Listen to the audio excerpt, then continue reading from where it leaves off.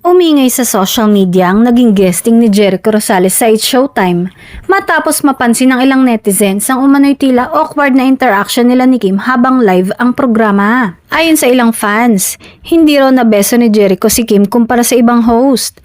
Bagay na agad na pag-usapan online at naging sanhi ng samut-saring reaksyon.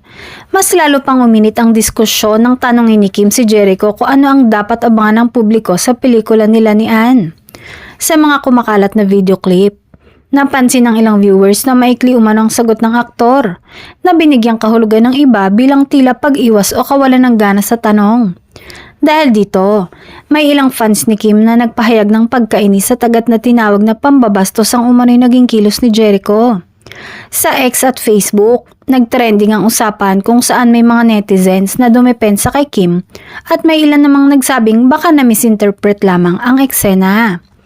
Sa kabila ng ingay online, wala pang inilalabas na opisyal na pahayag sina Kim at Jericho hinggil sa nasabing issue. Wala ring kumpirmasyon mula sa production ng It's Showtime na may hindi pagkakaunawaan sa pagitan ng dalawa sa likod ng kamera. May mga netizens din na nagbigay ng ibang pananaw. Sinasabing posibleng naging seryoso lang ang tono ni Jericho o minadali ang segment dahil sa oras ng live show.